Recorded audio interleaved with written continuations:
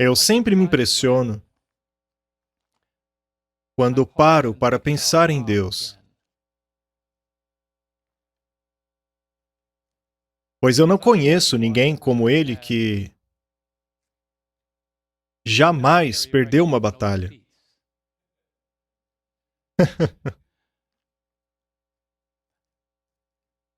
Eu não tenho amigos, além de Jesus, capazes de enfrentar o amanhã sem o menor sinal de medo.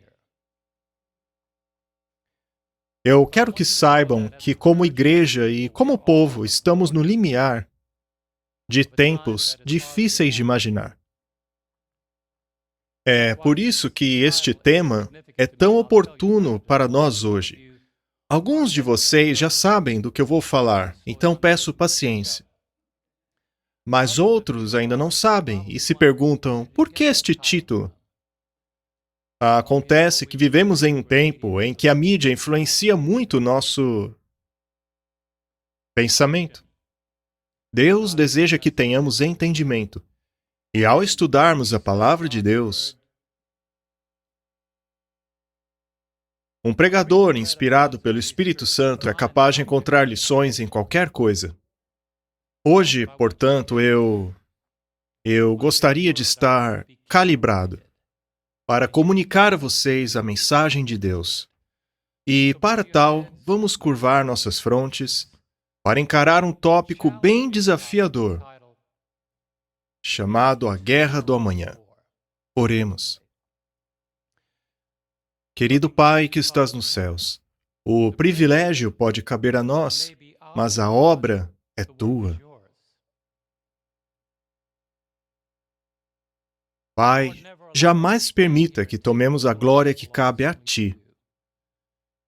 E enquanto o Senhor usa a minha voz para transmitir essa mensagem que me ajudaste a elaborar, eu oro para que as pessoas compreendam como ela se aplica na vida delas, que ela lhes faça sentido, que proveja a nutrição espiritual que todos precisamos para estarmos prontos para a guerra do amanhã. Envie os teus santos anjos para nos proteger e envie o Espírito Santo para nos tornar alertas. Em nome de Jesus. Amém. Eu gostaria de começar essa mensagem com um texto que está lá em Deuteronômio. Deuteronômio, capítulo 20, versos 1 a 4. Podem seguir pelas suas Bíblias, mas também estará na tela. Deuteronômio 20, versos 1 a 4, traz a mensagem de Deus através de seu fiel profeta Moisés. Essa antiga mensagem tem uma aplicação bastante moderna. Quando forem à guerra contra os seus inimigos, e virem cavalos e carros e um exército maior do que o seu, não tenham medo, pois o Senhor, o seu Deus, está com vocês, aquele que os tirou do Egito. E quando chegar a hora da batalha, o sacerdote virá à frente e falará ao povo, e dirá a eles assim: ouça, ó Israel, e isso é bem importante. Hoje vocês estão prestes a lutar contra os seus inimigos. Leiamos de novo. Hoje vocês estão prestes a lutar contra os seus inimigos. Não desanimem. Não tenham medo. Não fiquem apavorados nem aterrorizados por causa deles. Graças a Deus. Pois o Senhor, o seu Deus, os acompanhará e lutará por vocês contra os seus inimigos. Será que a igreja pode dizer amém? Que palavra poderosa! Se você já passou por batalhas na vida, você precisa ler esse verso. Seja lá qual for a natureza da batalha, Deus está dizendo: eu irei com você. Lutarei por você contra o seu inimigo. O que eu sempre digo é: um mais Deus é igual à maioria. Quando se tem Deus ao seu lado, você não precisa de ninguém mais. Quando Deus está com você, quem será contra ti? Quando Deus aparece, já não importa quem não apareceu. Quando Deus atende a ligação, já não importa quem deixou de atender. Quando Deus está no campo de batalha, Ele é tudo o que você precisa. Aquele que está conosco é maior do que aquele que está contra nós. Aquele que está conosco é maior do que os que estão contra nós. Vamos ao título agora. Através da mídia, de filmes, música, qualquer forma de comunicação, muito frequentemente, cenários imaginários são criados nas mentes dos ouvintes. E uma vez que a semente foi semeada, ela germinará, mais cedo ou mais tarde. E os senhores da mídia têm a fantástica habilidade de plantar um pensamento na mente da sociedade, ao qual alguém se apegará e o porá em prática mais cedo ou mais tarde. Um evento que seja semelhante àquilo que foi visto no filme. Por exemplo, quando garotos assistem filmes de guerra, eles querem lutar. Quando as pessoas assistem um filme sobre algum atleta que se superou, as pessoas querem correr, se sentem empoderadas, energizadas. Quando vemos uma bela história de amor, se você é bem casado, você chora junto. Quando vemos algo engraçado, nós damos risada junto. E aquilo te pressiona a, mais tarde, ao ver algo relacionado com aquilo que você viu ou ouviu, te faz agir daquela maneira, já que aquilo acabou causando uma grande impressão em sua mente. Bem, os roteiristas e diretores deste novo filme chamado A Guerra do Amanhã, o enredo do filme é o seguinte: no futuro, 30 anos a partir do presente, de acordo com os roteiristas, pessoas virão do futuro para o nosso presente, dizendo que uma guerra está sendo travada pela sobrevivência de cada um neste planeta.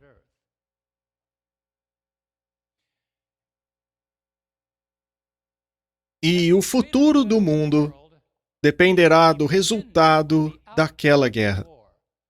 Portanto, precisamos que todos vocês, homens, mulheres, velhos, se alistem nessa guerra, porque se a perdermos, em 30 anos o mundo deixará de existir. Mas há um detalhe interessante sobre esse filme. Esta guerra não é travada entre uma nação e a outra. Os escritores desta dramatização sugerem que alienígenas têm estado aqui em nosso planeta por um período desconhecido. E nós precisamos fazer todo o possível para eliminar esses invasores daqui. Até agora, parece um enredo como qualquer outro. Porém, o que chamou a minha atenção a respeito desses alienígenas é o fato de que eles são guardadores do sábado. Se pudermos eliminar essa raça de sabatistas do planeta, o mundo sobreviverá. Eles são chamados de White Spikes, ou espinhos brancos. E o filme sugere que o melhor tempo para atacá-los é entre o sexto e o sétimo dia, pois no sexto dia eles começam a voltar para seus ninhos, para os seus esconderijos, a fim de guardar o sábado. E se os atacarmos neste dia, temos uma grande chance de nos livrar deles. Eu pensei comigo mesmo, que coincidência, não? Que coincidência estarmos à beira de uma guerra, a qual a Bíblia descreve como sem precedentes. Satanás já está organizando as suas tropas para lutar contra aqueles que honram o sábado de Deus. Eu não acredito nem por um momento que o enredo deste filme tenha sido um acidente ou uma coincidência. Eu acredito que Satanás, que controla as mentes destes roteiristas, tenha instigado, introduzido alguma sugestão de que quando o sábado se tornar relevante em meio a um mundo caótico, como por exemplo do clima que está saindo do controle, no qual não se pode reverter os efeitos da mudança climática, você acredite nela ou não. Mas quando a sugestão for feita de que, se honrarmos um dia, Deus se agradará e talvez possamos salvar o planeta, haverá um movimento para que o mundo se una a fim de honrar um dia específico da semana, na tentativa de aplacar a fúria de um Deus que está punindo o nosso planeta por nos recusarmos a honrar um dia que ele estabeleceu. Mas quando essa sugestão for feita, eu lhe garanto que eles não farão nenhum plano de honrar o sábado da Bíblia. Os planos do mundo serão para honrar em um dia estabelecido pela tradição de homens, uma tradição pagã, o dia do sol. E, para quem não sabe, isso já está a caminho. O acordo climático, sobre o qual já falarei daqui a pouco, é um sinal de que os líderes mundiais já estão se reunindo na tentativa de elaborar soluções para a sobrevivência de nosso planeta. Seja com gases verdes, com combustíveis fósseis, o que você imaginar. Pode ser que já esteja acontecendo ou não. Mas o fato é que o nosso planeta está à beira do colapso. E aqueles que optarem por fecharem os seus olhos dirão: isso é tudo coincidência. Ora, será que foi coincidência os animais irem de par em par para a Arca de Noé? Naquela época devem ter dito: isso acontece a cada tantos anos. Mas os filhos de Deus percebem que há algo acontecendo. Portanto, quando eu ouvi falar sobre isso, eu fiquei intrigado.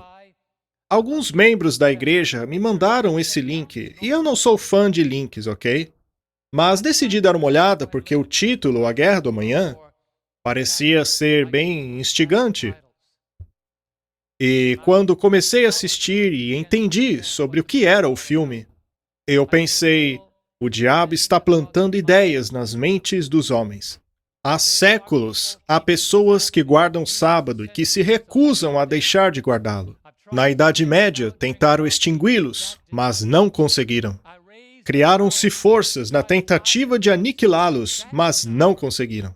E hoje, mais uma vez, buscam estratégias a fim de varrer do mapa aqueles que se recusam a trazer glória a Satanás. É desejo do diabo ser como o Altíssimo, mas esse povo se recusa a desconectar-se do Deus do sábado.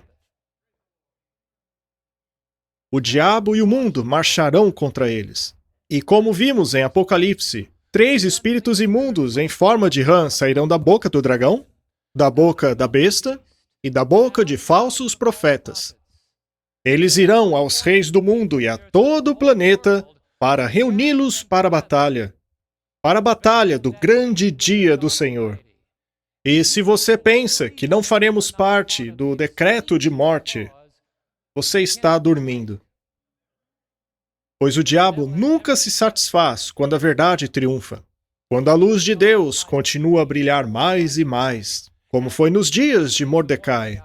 E cada pessoa que permaneceu fiel nessas guerras e batalhas fazem parte do livro de história de Deus. Todos aqueles que em algum momento da história se depararam com uma força que procurou eliminá-los, aprenderam a seguinte lição: Deus nunca perde a batalha.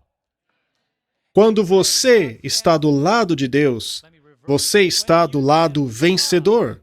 Não existe derrota, mas Deus só permanece ao nosso lado quando nós escolhemos estar do lado dele. Aproxime-se de mim e eu me aproximarei de você, disse ele. Se aproximar de Deus é se afastar do diabo. E eu tenho algo muito importante para lhes dizer. Existe algo urgente que o povo de Deus precisa compreender. Chegará um ponto em que estaremos vivendo nos últimos dias. E eu digo para vocês que isto já começou. Tudo ao nosso redor, até mesmo a natureza está gritando. Não podemos esperar para sermos resgatados do caos ao nosso redor. Quero mostrar algo que li na revista Sinais dos Tempos. Se trata de uma citação muito inspirada. Gostaria de ler para vocês antes de olharmos para a tela. Revista Sinais dos Tempos, de 1884. Vejam que palavras amedrontadoras, mas ao mesmo tempo encorajadoras. Diz assim: homens em posições de responsabilidade não apenas ignorarão e desprezarão o sábado, mas do púlpito sagrado insistirão para que o povo observe o primeiro dia da semana, apresentando a tradição e o costume a favor desta instituição humana. Agora preste atenção. Eles apontarão as calamidades na terra e no mar, as tempestades de vento, as inundações, terremotos, destruição por fogo, como sendo os julgamentos que indicam o desagrado de Deus, porque o domingo não está sendo observado como santo. Essas calamidades aumentarão mais e mais. Um desastre será seguido por outro. E aqueles que desprezam a lei de Deus apontarão para os poucos que ainda guardam o sábado do quarto mandamento, como aqueles que estão trazendo a fúria de Deus para o mundo. Este engano é um artifício de Satanás, que ele usará para enredar os descuidados. Mas que citação, hein? Sabe, eu serei um pouco forte hoje. Há pessoas que insistem em dizer que Ellen White é irrelevante. Olha, isso é o problema delas. Não é o meu. Deus, em sua misericórdia, nos proveu colírio para os olhos, através de pessoas que se submeteram ao Espírito Santo. E glória a Deus por isso. Isto, para mim, é um indício do fato, conforme disse o texto, de estarmos prestes a lutar contra o inimigo. E o nosso inimigo é o próprio Satanás.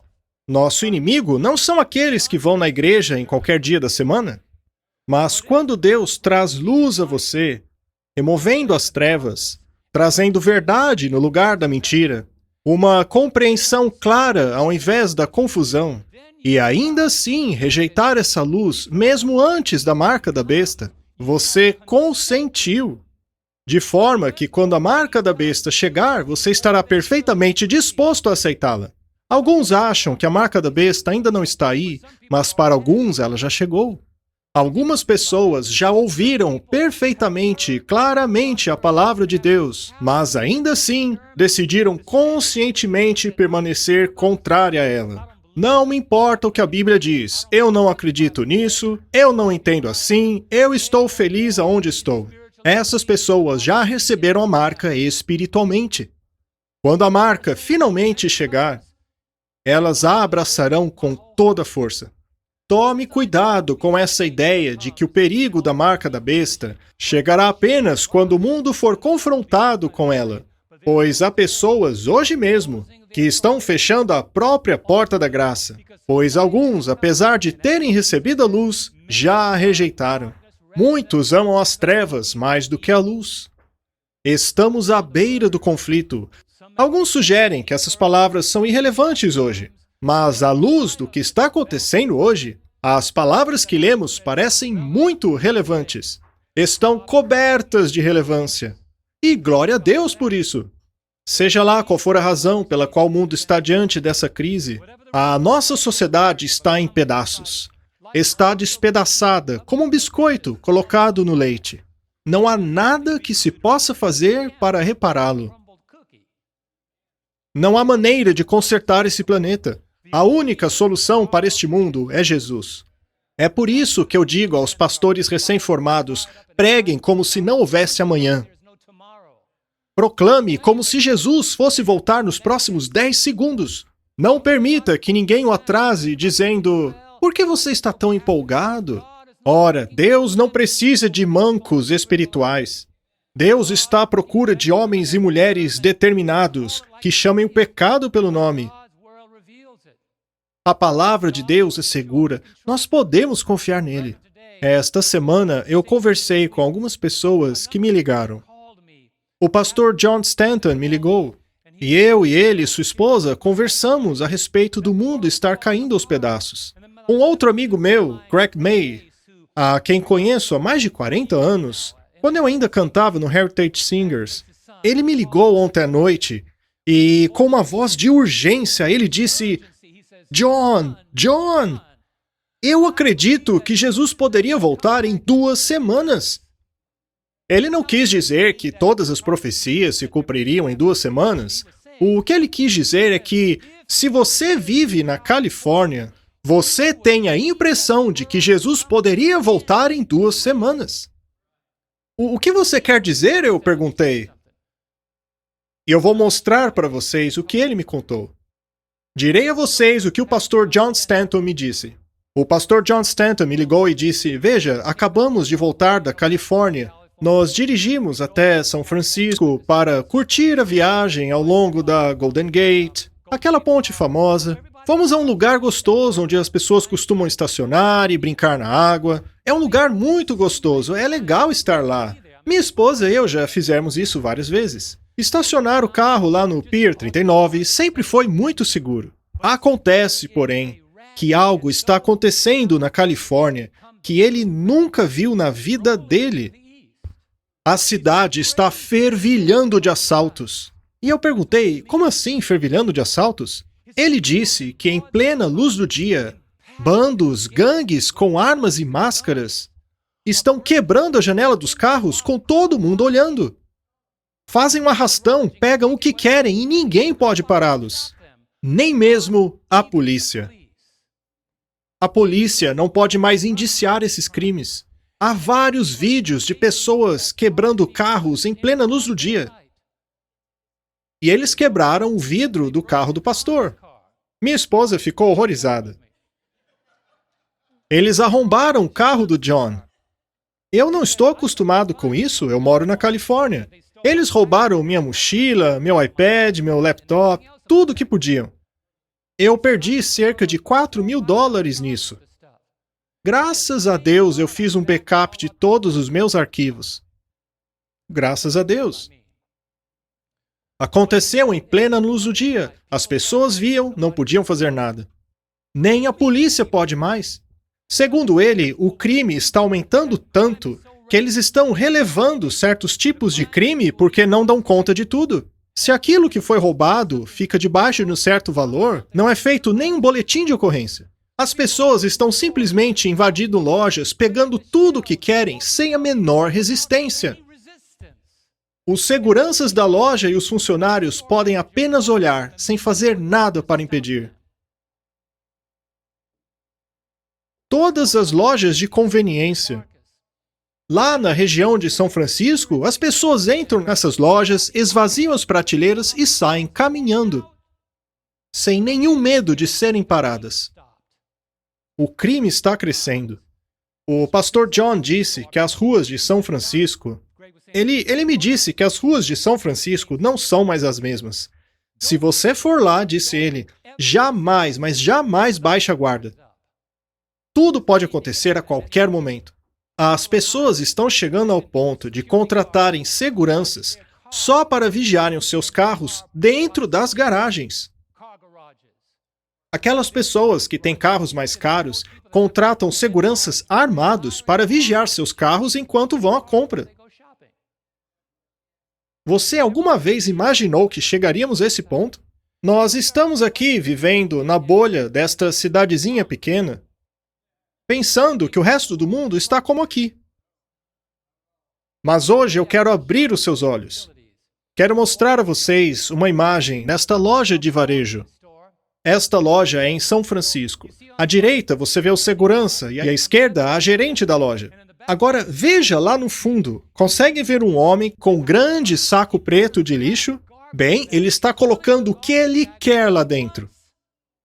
Ele então pega sua bicicleta e passa pelo segurança como se nada pudesse acontecer a ele. As farmácias estão contratando guardas armados para protegê-las contra isso. Pessoas armadas com escopeta, porque estão com medo de que os traficantes entrem em suas lojas e peguem o que quiserem. Saiu a notícia de que uma grande rede de varejo está fechando as suas lojas na região de São Francisco. Por causa disso. Mas não para por aí. Esta é outra rede de varejo. Esses caras chegaram encapuzados, pegaram o que quiseram e correram de lá. Segundo as notícias, as lojas estão começando a tomar as próprias medidas para combater o problema. O que elas estão fazendo é colocar dispositivos de rastreio nas caixas, de forma que se você colocar algo na sua mochila e sair correndo, o portão fecha bem na sua frente. Eles não podem mais contar com a polícia. E se você acha que eu estou inventando isso, leia você mesmo. Eu não gosto de sensacionalismo. Eu digo do jeito que é. Isso é apenas a ponta do iceberg. O mal não tem mais medo da punição. Está acontecendo no Oeste. Por outro lado, os nossos recursos naturais ou estão sendo queimados ou varridos pela água. As florestas estão queimando e os lagos secando. Este é um mapa. É um mapa daquilo que começou no Oeste e está indo para o Leste. Veja as cores: seco, moderado, severo, extremo e excepcional. Agora veja a cor excepcional em Las Vegas, Salt Lake City, São Francisco. Todas as regiões vermelho escuro já entraram no regime de racionamento de água. Você já vai entender o que eu estou dizendo. Deixa eu mostrar umas fotos para você. Esta é uma imagem do Lago Folsom. Isso é hoje. As pessoas costumavam andar no Folsom Lake de jet ski. Vocês estão vendo aquele negócio lá embaixo? Aquilo é onde atracavam os barcos. Mas não restou água para atracar um barco. Está tudo seco, tudo seco. A água está secando num ritmo que alguns já estão sugerindo trocar o nome de Lago Folsom para Deserto Folsom. A água está secando em um ritmo alarmante. Vamos adiante. Esta foto é do reservatório da Califórnia. A capacidade do reservatório está em 17%. Você sabe o que aconteceria se a água fosse reduzida a 17% em nossa área? Bem, na Califórnia estão multando as pessoas por regarem o jardim. Isto não é lá no Arizona, onde estão acostumados a não ter tanta água. O grande problema é que se a água continuar baixando assim, cidades na região sul da Califórnia, veja, já estão racionando água nesse estado. E muitas pessoas já estão sendo multadas por regarem o seu jardim. Mas, por outro lado, há relatos de muitos crimes de água estarem acontecendo. Ladrões estão chegando com caminhões-pipa durante a noite, roubando água do local sem serem observados e levando embora a água para sua própria sobrevivência. Veja, portanto, que estamos lutando com coisas simples como água. Mas não é só isso. Vamos adiante. Esta imagem é do lago Orville. Este lago também é na Califórnia. Está vendo a ponte? Está vendo o lago que costumava ficar debaixo dela? Bem, é como está hoje. É isso que está correndo na Califórnia. E você sabia que, segundo os climatologistas, a previsão é de que a costa oeste tenha mais 2 anos de seca pela frente. E isso que vocês estão vendo aconteceu apenas entre 2020 e 2021. Mas tem mais. Este é um lago em Utah. Eles estão em uma grande crise. Você está vendo aquela linha marrom lá no meio da imagem? A água costumava ficar lá. Bem, veja o nível em que ela está agora. O guarda florestal está apenas observando o que aconteceu. E houve uma forte chuva recentemente lá. Mas sabe o que aconteceu? O chão estava tão seco que toda a água foi drenada para o fundo da terra. A água primeiro precisa encher lá embaixo para finalmente sobrar para a superfície. Tem uma cidade lá na Califórnia que dizem: olha, se você estivesse aqui, nesse exato local, em 2019, você estaria 30 metros abaixo da água. Acontece que a água secou, e agora é possível ver cidades que estavam debaixo da água há décadas. Hoje em dia é possível atravessar rios que antes eram considerados perigosos por sua correnteza. Agora veja isso. Essa imagem é simplesmente impressionante. Vocês estão vendo aquele número lá embaixo? 99,94% é a porcentagem de seca em Utah. Foi-se embora 99,94% da água em Utah. É isso que eles chamam de seca excepcional. Este lugar era cheio de água. E o pouco que resta lá no fundo está desaparecendo. Mas tem mais. Vocês estão vendo a linha mais clara ali? Este é o Lago Mead. Ele já secou 42 metros. A água costumava ficar ali, naquela divisão. Mas alguns podem dizer, 42 metros não é muita coisa. Bem, pode não parecer muito, mas apenas 2 metros de água daquele lago equivalem a mais de 1 trilhão de litros de água. Água desperdiçada que o homem não poderá usar.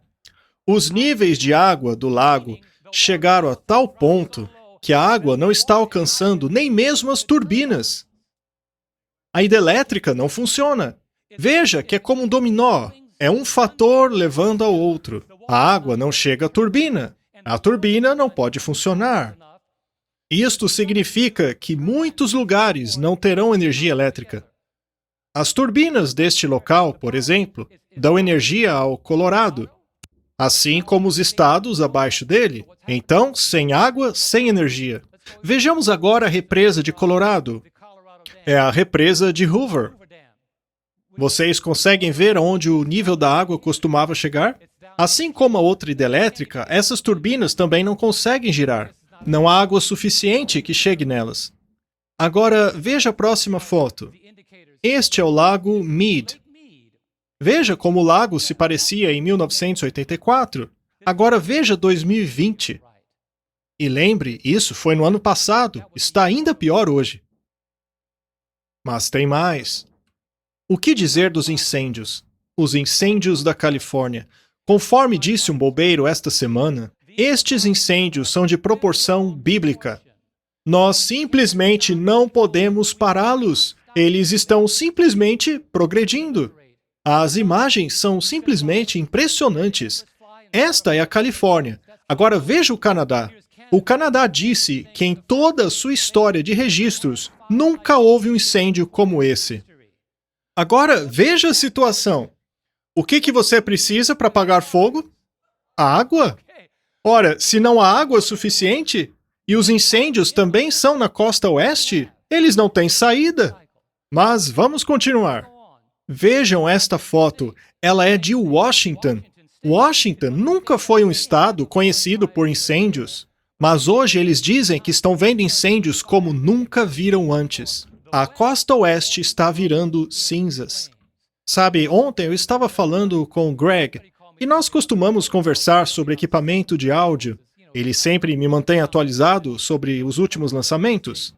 Bem, aconteceu que ele me ligou, e do momento em que eu respondi, percebi que a voz dele estava diferente. Meu Deus, disse ele, você não vai acreditar, Johnny. Estamos cercados pelo fogo. Nossas árvores estão marrons. Estamos a um fio de entrar em extinção.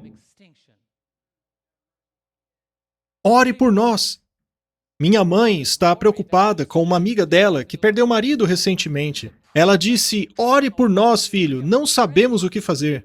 Estamos orando por chuva. O fogo está se aproximando de nós. Não sabemos o que fazer. Vamos avançar. Veja, eu quero que vocês entendam o que está acontecendo. Vejam os incêndios em Oregon. Assim como a Califórnia, o Canadá e Washington, esse também está fora de controle. Não há bombeiros suficientes. Bombeiros estão sendo enviados de todas as partes do país para ajudar. O problema é que essa seca que começou no oeste está vagarosamente indo para o leste. Estão dizendo que os incêndios em Oregon estão tão fortes que criaram até mesmo seu microclima.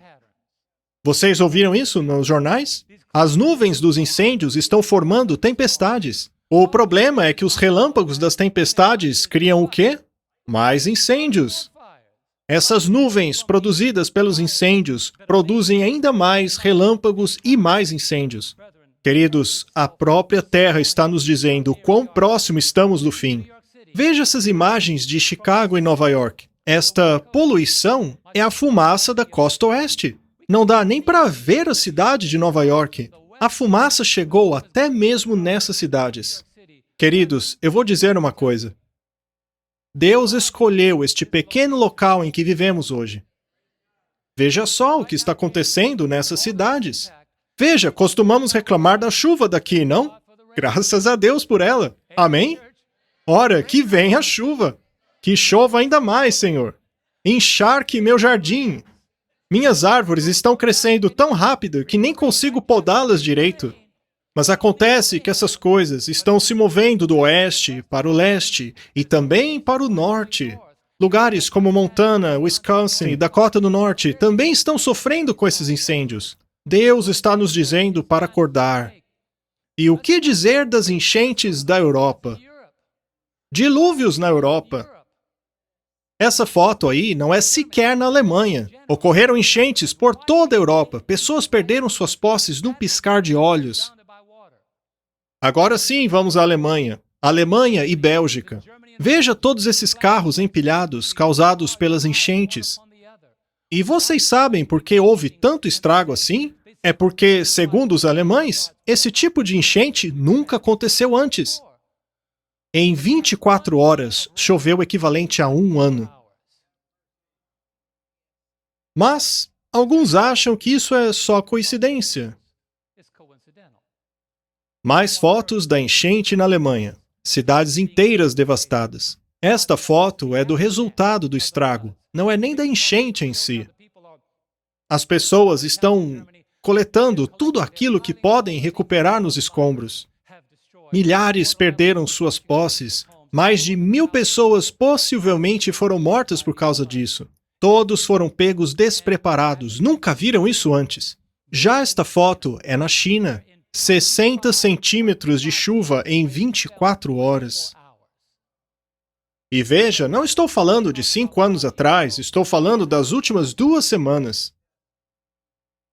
60 centímetros em 24 horas. A chuva foi tão rápida que as pessoas ficaram presas nos metrôs. Mantiveram as portas fechadas por medo da água entrar e afogar os passageiros. Esse é o metrô da China. 71 rios desta província na China chegaram a transbordar por causa das chuvas torrenciais. É uma coisa indescritível. E eu decidi parar por aqui, porque eu não queria sobrecarregar vocês com isso tudo. A minha intenção era apenas fazer com que vocês percebessem o mundo que vivemos hoje. Toda a criação está nos dizendo que vivemos no limiar de uma crise estupenda. O que mais, queridos? O povo de Deus precisa ver para entender que Deus está nos dando tempo para dizermos às pessoas para acordarem. Jesus está voltando. Este é o momento de urgência. A Bíblia nos alerta sobre isso. O Senhor nos diz em Mateus 24, verso 7, nação se levantará contra nação, e reino contra reino. Haverá fomes, pestilências, terremotos em vários lugares. O que dizer então, amigos, sobre o Covid-19? Pestilências é o que foi profetizado. O que dizer então da variante Delta? Milhões de pessoas morrendo. Na Índia, estima-se que quase 4 milhões de pessoas já morreram por causa do impacto do Covid-19. Alguns, no entanto, acham que o vírus não existe. Acham que é um plano do governo para controlar a humanidade.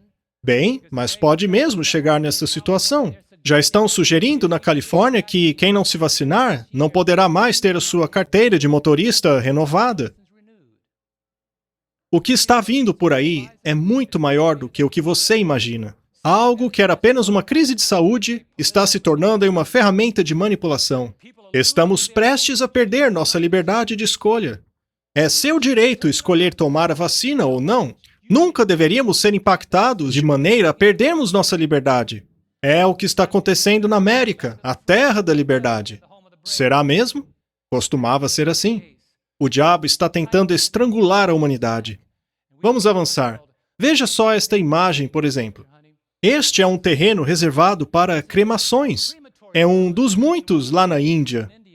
Simplesmente não há lugar para enterrar as pessoas. Então eles simplesmente as queimam. Isso acontece em vários lugares da Índia. Segundo o governo, quase 4 milhões de pessoas já morreram. Alguns dizem que não é por causa do Covid, mas a questão é que os hospitais estão tão lotados que, seja qual for a razão da morte, não resta opção senão cremá-los ao ar livre. Veja só tudo isso. A Bíblia diz que esse tipo de coisa aconteceria cada vez mais. Mas a minha mensagem hoje é que o clima do planeta não surpreende Deus. O clima do planeta não é surpresa para Deus, mas é um despertador para a humanidade. O tempo está acabando. Aqueles que estudam as profecias e conhecem a Bíblia sabem o que está acontecendo. Deus está nos dizendo que estamos à beira da eternidade. Veja o que o apóstolo Paulo diz em sua Bíblia. Abra em 1 Tessalonicenses 5, 1 a 3. Veja o que ele diz para aqueles que estão estudando suas Bíblias. 1 Tessalonicenses 5, 1 a 3. Irmãos, quanto aos tempos e épocas, não precisamos escrever-lhes. Viu só? Não há necessidade de escrever a eles. O que mais Deus poderia dizer aos adventistas? Saber das coisas não é nada mais que a nossa obrigação. Pessoas já me disseram, eu nunca soube disso em toda a minha vida e você já sabia? Deus nos terá por responsáveis se não dissermos às pessoas aquilo que sabemos. Do contrário, as pessoas não poderão escapar. Essa semana eu perguntei a um pastor amigo meu se ele não sabia dessas coisas. E ele me respondeu que uma das razões pelas quais não se escuta esse evangelho em todas as igrejas é porque não o conhecemos. É somente porque não o conhecemos. E ele foi embora daqui com um monte de lições debaixo do braço. Eu vou para casa e vou devorar tudo isso, disse ele. Tudo que você me der eu vou ler, disse ele. E sabe, desde que eu e minha esposa o conhecemos, nós mudamos muitas coisas em nossa vida, inclusive nossa dieta. E ele disse em tom de brincadeira, a culpa é sua por eu ter mudado tanto a minha vida. Graças a Deus. Amém? Quando a mudança é das trevas para a luz, do erro para a verdade. Precisamos amar as pessoas, mostrar que nos preocupamos com elas, mas nunca hesite em lhes mostrar a verdade. Esta é a missão que Deus deu para nós. Nossa missão não é ficar esquentando o banco da igreja esperando que Jesus volte e nos leve para o céu na primeira classe. Vá para as ruas, diz Deus. Diga às pessoas que Jesus está voltando. Urgência! Eu garanto a vocês que muitos que morreram nessas enchentes morreram sem Cristo. Ellen White diz que muitos descem às sepulturas sem Cristo. É este o desejo do inimigo. Voltando à Bíblia, considerando os tempos, meus amigos, vocês não precisam que eu vos escreva, uma vez que vocês sabem perfeitamente que o dia do Senhor virá como um ladrão na noite.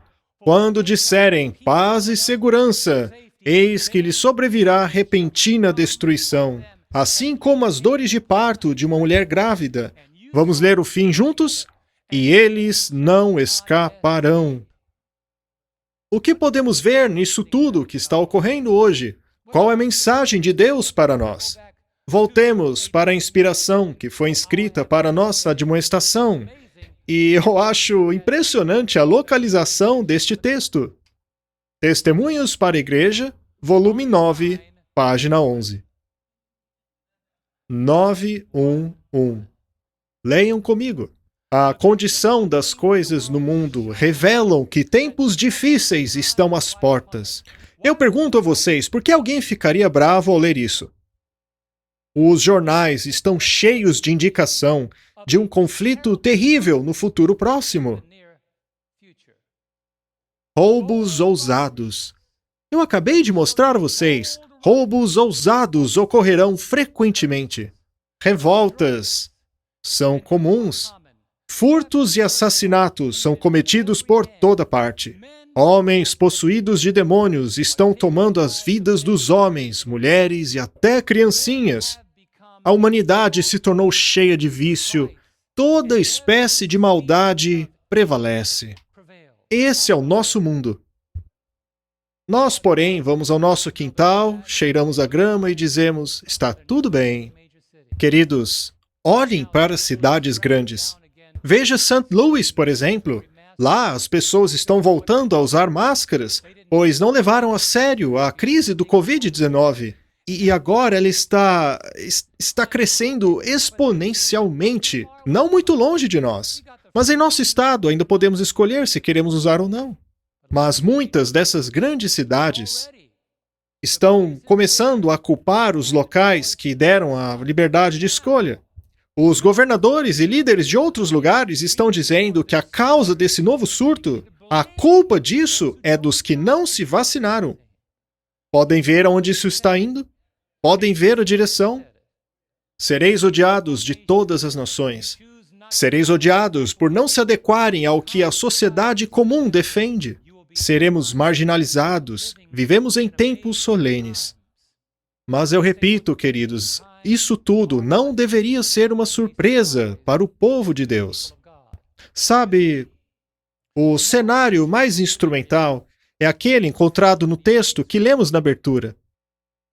Moisés escreveu, direcionado a nós, os cristãos de hoje: hoje vocês se encontram à beira da batalha contra o inimigo. Se você não acredita que estamos à beira da guerra do amanhã, tudo o que você precisa fazer é se refamiliarizar com as palavras de Satanás. Em Apocalipse 12, verso 17. Esta é a sua atitude. Este é o seu plano.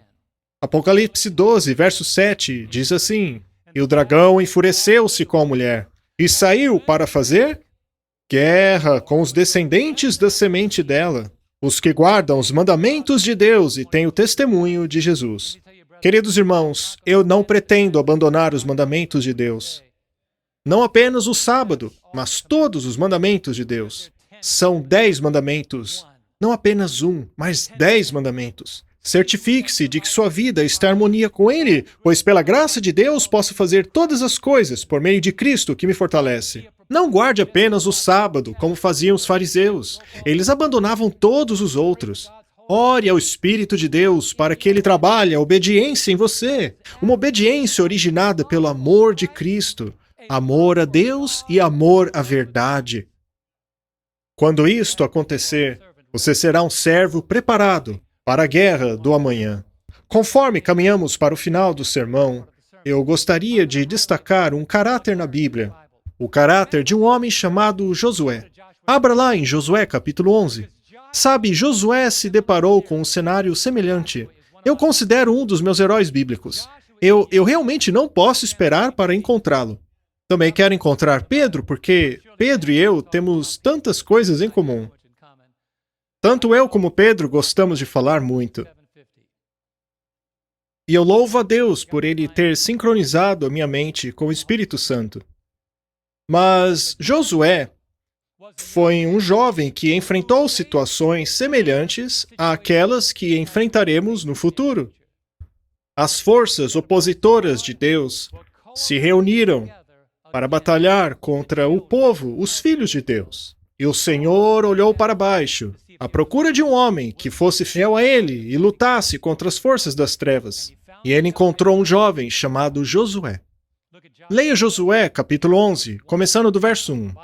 E aconteceu que quando Jabim, rei de Hazor, ficou sabendo dessas coisas, enviou uma mensagem a Jobabe, rei de Madom, aos reis de Sinrom e Aczaf, e aos reis do norte que viviam nas montanhas, na Arabá, ao sul de Kineret, em Cefelá e em Nafote Dorá, a oeste, aos cananeus a leste e a oeste, aos amorreus, aos hititas, aos ferezeus, aos jebuseus das montanhas e aos heveus do sopé de Hermon, lá na região de Mispá. E saíram com todas as suas tropas. Quantas tropas? Todas. Era um exército imenso, tão numeroso como o quê? A areia da praia, além de um grande número de cavalos e carros. E Deus disse a Josué: é um monte de gente. É um montão de gente. Todos se uniram juntos. Enquanto conversamos aqui essa noite, Satanás arregimenta o exército do Armagedon. Ele observa os assuntos. Ele procura obter vantagem das coisas que poderiam ser resolvidas de maneira diplomática. Ele escuta as câmeras do Congresso. Ele está atento aos homens de poder. Ele está de olho nos economistas. Há aquelas pessoas que podem decidir o que podemos comprar e o que não podemos comprar. Ele está organizando as coisas de maneira que o povo de Deus não encontre misericórdia. Alguém pode dizer, isso é alarmismo? Você está falando de coisas que não vão acontecer. Bem, você acredite no que quiser.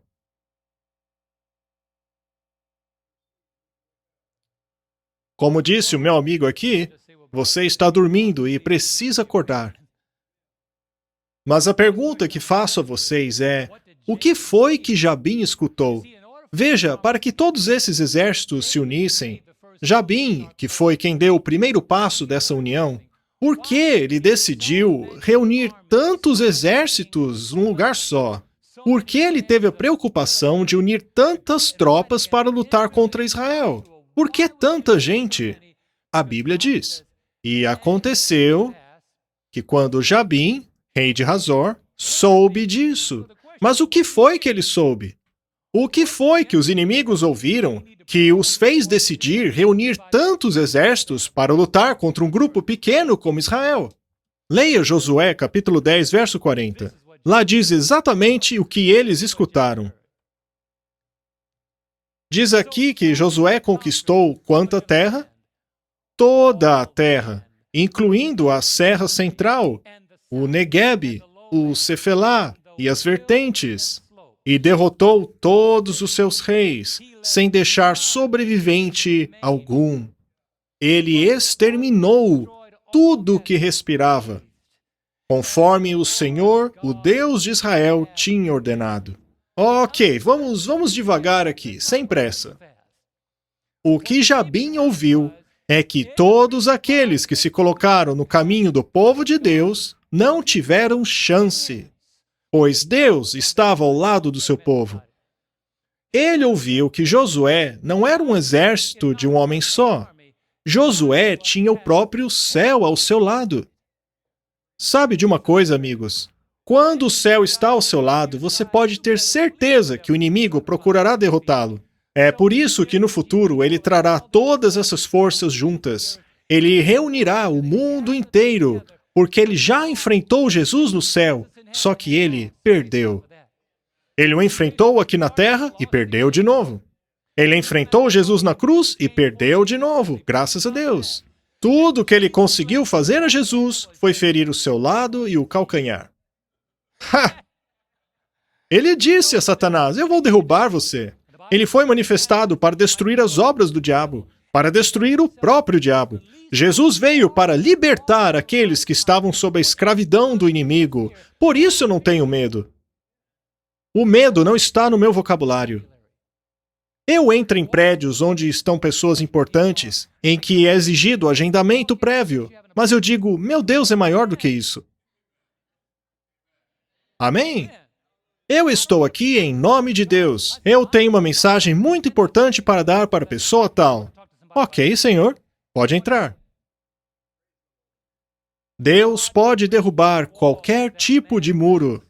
E falando sobre planos, pode ter certeza que o diabo fará planos para nos derrubar. Eu disse a vocês há algum tempo atrás, sempre que houver oportunidade, haverá oposição. Mas onde há oposição, também há a onipotência de Deus, amém? Se quisermos estar prontos para a guerra do amanhã, devemos lembrar que Deus deu a vitória a Josué, e Ele nos dará a vitória também. O mundo pode estar em chamas e ficando sem água, mas no reino do céu não existe crise. Não existe. Ouçam, Deus deu a vitória a Josué. E veja a promessa dele para nós. Deus deu a vitória a Josué, mas veja o que ele prometeu para nós. Romanos 8, verso 37.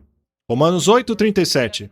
Mas em todas essas coisas somos mais do que vencedores. Com Cristo somos mais que vencedores. Por meio daquele que nos amou. Eu não quero ser apenas um vencedor. Em Jesus eu quero ser mais do que um vencedor. Você pode vencer qualquer dificuldade. Em Cristo somos mais que vencedores porque Ele nos amou. Josué não temia os inimigos temiam Josué. Sabe, às vezes os adventistas têm medo de incomodar as pessoas. Mas não se pode ser um adventista sem incomodar pessoas. Mas me entendam, não estou falando de ofender pessoas. Mas a Bíblia diz em Apocalipse 22 que os covardes e os incrédulos terão a sua parte no lago de fogo. Isto é, os que têm medo de dizer a verdade. Quando contamos a verdade amavelmente, ao envolvermos a verdade no amor de Cristo, não é necessário pedir desculpas, pois o Senhor tomará aquela semente de amor, de compaixão, e o colocará em um coração que não sabia da verdade. Queridos, não podemos ver as pessoas de outras denominações como inimigos. Devemos pensar neles como os nossos irmãos e irmãs em Cristo. Eles amam a Jesus como você, talvez até mais que você. Muitos vivem com aquilo que têm e se dedicam àquilo com todo o coração. Aquele amigo pastor me disse, eu conheci Deus por toda a vida, mas eu o louvo por ter me trazido a este ponto de conhecer essa maravilhosa verdade. Por isso, não veja as pessoas de outras denominações como inimigos. Elas não são um inimigo. Nossa luta não é contra carne e sangue. Nós lutamos contra as forças das trevas. Nunca foi a intenção de Deus punir os humanos com fogo. O lago de fogo foi idealizado para Satanás e seus anjos. Se pararmos lá, será apenas por nossa escolha. Eu falo com as pessoas em qualquer lugar que vou. Talvez você não seja esse tipo de pessoa, mas se você tiver uma conta no Facebook, você pode fazer alguma coisa. Se você tem Instagram, pare de postar fotos suas. Coloque alguns links úteis ali. Poste coisas que revele Jesus. Coloque links para sermões do terceiro anjo. Coloque coisas que edifiquem as pessoas. Conteúdo que as ensine coisas que não sabem ainda. Seja um instrumento do bem. É isso que Deus disse a Josué, capítulo 10, verso 25. Quando Josué saiu para a batalha, os reis que saíram para lutar contra ele já haviam ouvido falar de Josué. Mas o que exatamente eles ouviram? Está lá no verso 25, capítulo 10. Não tenha medo. Não desanimem. Sejam fortes, de boa coragem. Boa coragem, pois assim fará o Senhor a todos os seus inimigos contra os quais vocês lutam. E eu vou ser honesto com vocês. Eu não gosto de baixas. Eu quero almas para o reino. Mas se você ficar no caminho de uma alma para o reino, você será uma baixa. Não existe terceira categoria. Ou você está com Deus, ou está contra Ele. Ou você ajunta com Ele, ou separa. Não há meio termo. É por isso que, ao vermos as condições do mundo, não deveríamos ter medo, pois o Senhor nos alertou que tudo isso é um sinal da vinda de Jesus. Marcos 13, 29. Quando virem essas coisas acontecerem, saiba que está próximo, às portas. Algumas crianças, ao esperarem pelo Natal, ouviam seus pais dizerem, o Natal já está às portas. Eu sempre me irritei com isso quando criança, pois eu queria achar essa porta. Alguém passou por isso? O Natal já está às portas. E eu perguntava, qual delas? Meus queridos, a volta de Jesus está às portas. O mundo sabe disso. A natureza sabe. Toda a criação geme, aguardando para passar por uma renovação total. Deus porá um fim a todos os sistemas humanos para implementar o seu sistema. E essa angústia no mundo revela o quão próxima a volta de Jesus está. Veja o que diz o livro de Lucas. Lucas 21, 25. Estas são palavras proféticas, palavras certas. Ele diz, Lucas 21, 25 a 26. E haverá sinais no sol, na lua, nas estrelas. E o que haverá na terra, amigos? Angústia nas nações. E perplexidade, com o bramido do mar e agitação das ondas. E o que mais? E o coração dos homens, desmaiando de terror, pela expectação daquilo que está sobrevindo ao mundo, pois os poderes do céu serão abalados. Até os poderes do céu serão abalados. Enquanto o mundo está em caos, os poderes das trevas estão se organizando. Mas o que fez Josué quando ficou sabendo que os poderes das trevas estavam se consolidando? Josué 11, verso 5.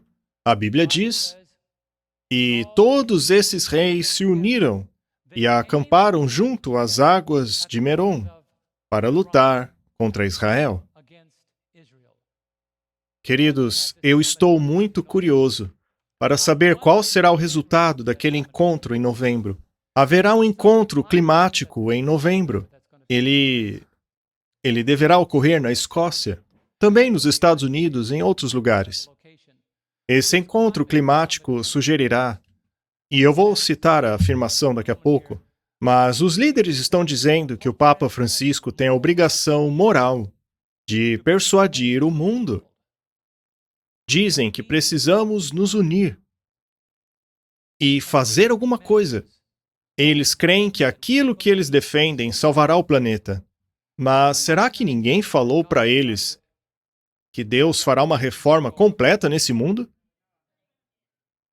Eles não precisam consertar nada.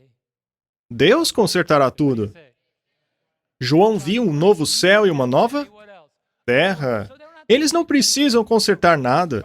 Mas o que os está motivando é esse pensamento, que também está em todo o cristianismo, é a ideia de que Jesus voltará para estabelecer um reino aqui na Terra. Mas Jesus já veio. Sabe, nem mesmo alienígenas gostariam de vir para cá. Que alienígena gostaria de ser assaltado em São Francisco? Acontece que eles nem existem.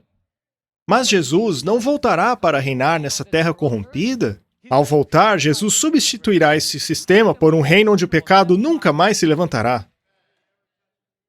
O Papa Francisco estará nesse encontro. Vamos ver o que uma agência de notícias disse a respeito dele. Veja só. 15 de maio de 2021. Eles dizem que o Papa Francisco tem autoridade moral para manipular a opinião pública a respeito do aquecimento global e poderá comparecer à Conferência sobre Mudanças Climáticas das Nações Unidas. Você viu isso? Ele tem autoridade moral para manipular a opinião pública. E o artigo continua. Ele diz, o presidente americano John Biden, que é católico, e seu emissário climático John Kerry disseram no sábado, veja uma entrevista recente, uma vez que o Papa Francisco está acima da política e fora do burburinho diário dos conflitos nacionais, eu penso que ele pode chacoalhar as pessoas um pouco e trazê-las à discussão com o melhor senso da nossa obrigação comum, disse Kerry. Em outras palavras, Papa Francisco, precisamos que você chacoalhe o mundo. Traga as pessoas à mesa, diga a elas a obrigação delas. A minha obrigação é pregar Jesus. Um Jesus crucificado, enterrado, ressuscitado e que virá de novo. Esse é o nosso dever. E não consertar planetas, limpar cidades. É claro que o nosso dever é cuidar bem das coisas, somos mordomos de Deus. Mas temos uma obrigação muito maior do que essa. Não esqueça do que está escrito em Apocalipse 17. É Deus que está no controle dos eventos finais. Nada acontece sem a permissão dele. Ele declara o fim desde o começo. Desde a antiguidade, a vontade de Deus tem prevalecido. Queridos, Deus está no comando. Nada acontece fora da habilidade de Deus de orquestrar os movimentos finais. Vamos ler o que diz Apocalipse 17:17. Podemos ver condições que catalisarão os eventos finais. Ainda assim, Deus está no comando. Veja, por que essas forças se reúnem?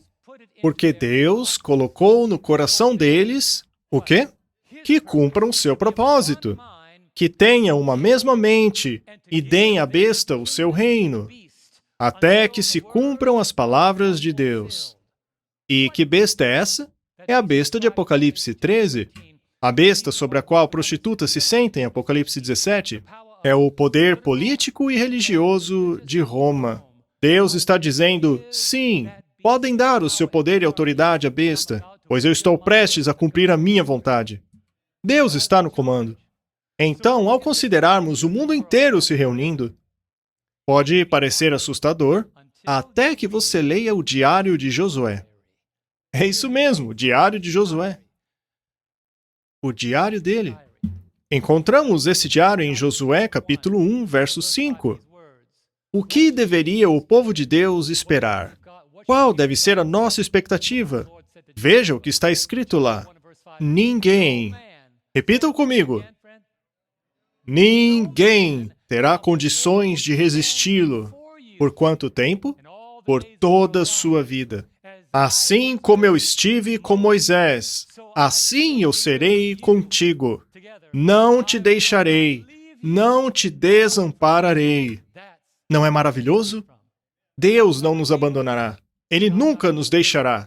Não tenha medo. Deus vai ainda além, em Josué 11, verso 6. Veja, queridos, o que Deus prometeu fazer. Ele disse, eu estou com você. Então, quando Josué ouve falar da consolidação do inimigo, veja o que Deus diz no verso 6. Não tenha medo deles. Vamos ver por quê. Por quê?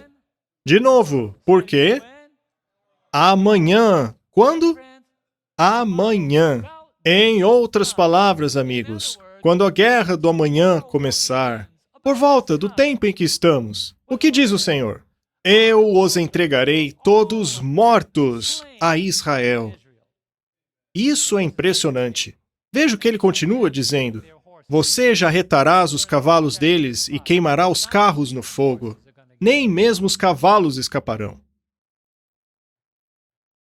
Sabe, às vezes nós nos impressionamos com as armas militares. Eu, por exemplo, gosto muito de ler sobre tecnologia, sobre novas invenções, sobre novos caças, aviões furtivos, porta-aviões, aqueles aviões caríssimos que não são detectados pelo radar. Tem alguém aqui como eu? Será que eu sou o único? Eu gosto muito de tecnologia. Esses aviões são fantásticos. Você só se dá conta da presença dele quando eles já forem embora. Se você não acredita em mim, lembre-se da Guerra do Golfo. Quando souberam que atingiu eles, o avião já tinha ido embora. Eu gosto disso. Ah, esse avião, ele voa na velocidade do som, e esse outro dispositivo faz aquilo, e eu, uau! E eles possuem câmeras fortíssimas que conseguem tirar fotos de um selo a quilômetros de distância. Como se esconder disso? Ha! Deus tem um esconderijo pra gente, amigos. Você se impressiona com a tecnologia dos homens? Espere só até ver de Deus. Quando o exército do inimigo veio contra Israel, Deus disse, de quantos anjos precisarei nessa batalha? Acho que um já é muita coisa. Quantos eles têm? 185 mil. Ah, um anjo tá mais do que bom. Anjo, coloca seu sanduíche aí do lado, vai lá um pouquinho, dá um jeito neles. O anjo então desceu e, num piscar de olhos, matou todo mundo. Ele então volta e termina o sanduíche. Deixa eu contar algo para vocês, amigos. O homem pode ter a tecnologia, Mas Deus esconde o seu povo debaixo da sombra do Onipotente. Veja o que ele fez a Josué. Josué 11, versos 7 a 8. Vamos ler só mais um pouquinho. Como é sábado, não tem problema. Então, Josué e todo o seu exército os surpreenderam junto às águas de Merom e os atacaram. Por que junto às águas de Merom? Porque foi lá que o inimigo se reuniu para atacá-los. Mas Josué foi proativo e ele não esperou que viessem sobre ele, mas foi atrás deles. E o Senhor os entregou nas mãos de Israel, que os derrotou e os perseguiu até Sidom. E até onde, queridos? Misrefote Maim, e até o vale de Mispá. E lhes feriram até que não sobrasse nenhum sequer. Não sobrou ninguém.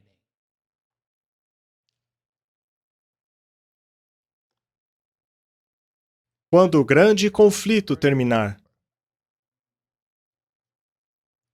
já não haverá mais morte, tristeza, sofrimento, hospitais. Não haverá mais doenças, pragas, Covid, 2022, 23, 24. Não haverá mais crimes, violência, lagos secos, incêndios. Não haverá mais funerais, cidades à beira do colapso, cemitérios. Haverá apenas paz eterna, pois para onde você olhar, norte, sul, leste, oeste, haverá apenas uma cidade criada por Deus. Você poderá procurar por algum ímpio ou perverso, mas não achará nenhum. Você vê, o resultado da guerra do amanhã já está decidido. Salmo 37, versos 9 a 10 diz: Vocês gostariam de abrir comigo nesse trecho? Vamos lá, amigos. Vamos ver qual será o resultado da guerra. O resultado desta guerra entre o bem e o mal está no Salmo 37, versos 9 e 10. Pois os maus serão eliminados, mas os que esperam no Senhor receberão a terra por herança. E quando? Quando herdarão a terra? Por mais um pouco de tempo, e os ímpios não mais existirão. Por mais que você os procure, não serão encontrados em lugar algum. Não mais pecado, não mais sofrimento. Quando acabar a guerra do amanhã, todos os seus exércitos desaparecerão. Deus limpará o campo de batalha, os resultados serão eternos. A angústia jamais se levantará uma segunda vez. Eu gostaria de ler mais uma coisa antes de terminar. Testemunhos para a Igreja, volume 9, página 11. Os dias em que vivemos são de solene importância. O Espírito de Deus tem vagarosamente, mas certamente, se retirado da terra. Pragas e julgamentos já têm caído sobre os desprezadores da graça de Deus. As calamidades por terra e mar, o estado de inquietação da sociedade, os rumores de guerra são grandes. Eles anunciam a aproximação de eventos da maior magnitude. Os agentes do mal estão combinando as suas forças e se consolidando. Estão se fortalecendo para a última grande crise. Grandes mudanças logo ocorrerão em nosso mundo. E os movimentos finais serão rápidos. O que acontece quando Josué fez o que Deus ordenou que ele fizesse? A batalha foi muito rápida e resultou na glória de Deus. Entenda que a batalha que Josué enfrentou foi uma batalha que Deus enfrentou através dele. Josué 11, versos 9 a 11. E Josué fez com eles o que o Senhor lhe dissera. Ele jarretou os seus cavalos e os seus carros queimou a fogo. Ou seja, todas as forças do inimigo que vieram contra eles não tiveram efeito. O Senhor Deus os restringirá. Ou seja, Deus já retará os tanques de guerra, os aviões, qualquer coisa que procure prejudicar o povo de Deus. As portas do inferno não prevalecerão contra a igreja. Verso 10 agora. Na mesma ocasião, Josué voltou, conquistou Hazor e matou o seu rei à espada. Porque Hazor tinha sido a capital de todos esses reinos. Tinha sido, porque agora não havia mais aqueles reinos. Hazor havia sido a capital daqueles reinos, e a todos os que nela estavam, feriram ao fio da espada. O que seria a espada hoje, irmãos? O fio da espada é a palavra de Deus, e destruindo tudo completamente. Nada restou que respirasse. E Hazor foi queimada com fogo. Um dia Deus purificará esta terra com fogo. A única coisa que restará do mal serão cinzas debaixo de nossos pés. Esse dia chegará. E é por isso, irmãos, que precisamos aproveitar o tempo para nos ocupar. Nos ocupar de levar a mensagem às almas perdidas. Alguns deles amam o Senhor, mas não conhecem a verdade. A hora é agora. Tire a sua espada, afie-a e deixe que a palavra de Deus seja sua arma para atingir os corações, as mentes que estão abertas, pessoas que não estão aguentando mais esse mundo. Querem algo diferente. A hora é agora. Sabe, o primeiro passo para a vitória é criar uma coalizão com seus aliados. E hoje, precisamos criar uma coalizão com Jesus. Um dos salmos diz, Salmo 46, versos 6 e 7, Nações se agitam, reinos se abalam, ele ergue a voz e a terra se derrete. O Senhor dos exércitos está conosco. O Deus de Jacó é a nossa torre segura. Sim, haverá uma guerra do amanhã, mas não seremos nós que daremos a vitória a Deus. Deus é quem dará a vitória a nós. Graças a Deus, que nos dá a vitória através do nosso Senhor Jesus Cristo. Queridos, me permita perguntar, onde você quer ficar? Nos atos finais dos últimos dias. Se você permanecer ao lado daqueles que querem lutar por Deus, se você quiser fazer a sua parte em preparar o mundo, Deus o orientará. O que ele me diz para fazer talvez não seja o que ele diz a você. O que ele diz a você talvez não seja o mesmo para mim. Mas de um jeito ou de outro, se você quiser se envolver em preparar outros para a vinda de Jesus, levante-se.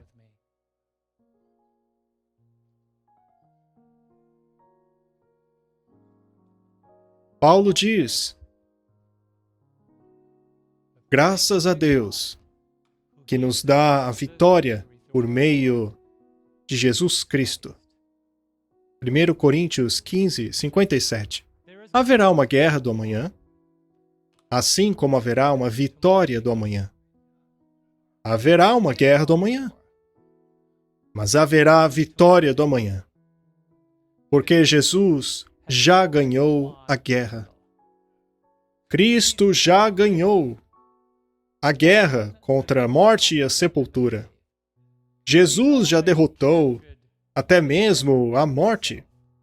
Ele já se libertou daquela tumba que o conteve por 3 dias. E ele agora quer dar a vitória à igreja. Sim, haverá desafios, mas quando se está com Deus, a guerra do amanhã é a guerra de Deus, não é sua.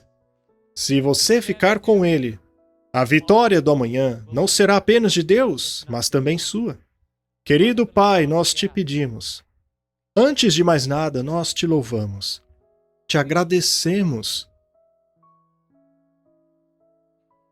Ao olharmos o que fizeste por nós, e nos lembramos, se Tu és por nós, quem ou o que será contra nós?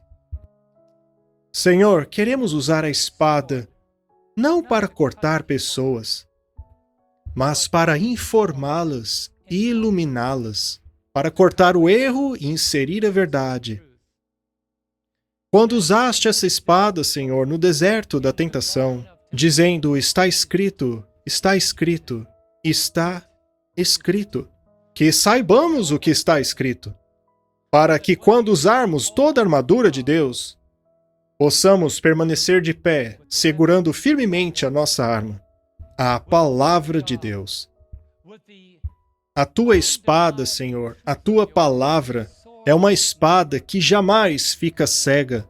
Que possamos estudar a tua palavra, escondê-la em nosso coração, que possamos vivê-la e comunicá-la. E quando começar a batalha, que digamos: estamos aqui para vencer. Que entendamos que a vitória só está garantida ao permanecermos com Jesus. Sim, Senhor, haverá uma guerra amanhã. Mas tu, Senhor, já a ganhaste pela sua preciosa e santa justiça. Nós lhe agradecemos em nome de Jesus. E o povo de Deus diz: